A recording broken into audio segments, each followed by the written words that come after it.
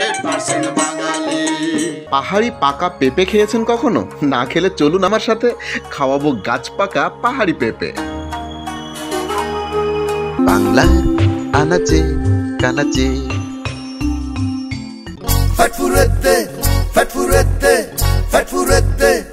বাংলার আনাচে কানাচের 45তম পর্বে স্বাগত জানাচ্ছি আমি রাশেদ খন্দকার। খাগড়াছড়ির আলুটিলা পার্কে যাচ্ছি, পাহাড়ি পথ, ছোট্ট একটা বাজারে কলাও আমরা দেখলাম, পাহাড়ি কলা। আমরা থামবো না এখানে, কেননা আমাদের হাতে একদমই সময় নেই। কিন্তু পথিমধ্যে এক জায়গায় চাকমারা পেঁপে বিক্রি করছে, আর এটা দেখে নেমে আমরা অবশ্যই পড়বো, আর অবশ্যই আমরা দেখবো পাহাড়ি পাকা পেঁপে।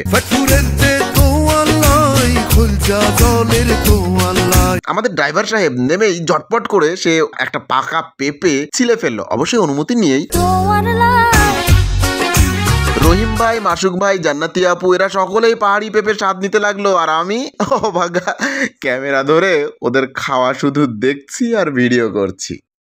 এগুলো আপনারা নিজেরা চাষ করেন না? আচ্ছা, যে পাহাড়ের ঢালেই চাষ করেন, এগুলো হাইব্রিড নাকি এমনি দেশি? হাইব্রিড। ফ্রেন্ডস, আপনারা দেখছেন যে আমরা পেঁপে কিনতে এসেছি, আর এই পেঁপেগুলি পাহাড়ের ঢালে আপনারা শুনলেন। আবার আমরা দেখবো দর্শক প্রতিক্রিয়ায় যে মিষ্টি কেমন। রহিম ভাই, আমরা হচ্ছে পেঁপে সে পুরো আস্তাটা খেয়ে ফেলেছে ধরতে গেলে, মিষ্টি কেমন?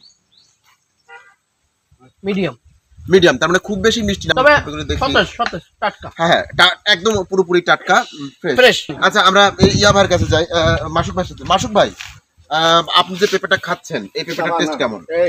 আমার কাছে খুবই ভালো লাগছে, যদিও বেশি পেঁপে না, তারপরেও স্বাদটা ভালো। আচ্ছা, আমাকে একটু দেন দেখি, আমি খেয়ে দেখি কেমন। কথা সত্য যে খুব বেশি মিষ্টি না, কিন্তু পুরোটাই টাটকা।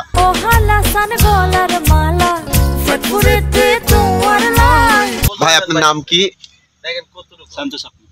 শান্ত চাকমা। আপনারা চাকমা, হিন্দু ধর্ম? এটা কি বৌদ্ধ ধর্ম? আপনাদের প্যাগোডাই তো বলে নাকি? গির্জা না প্যাগোডা?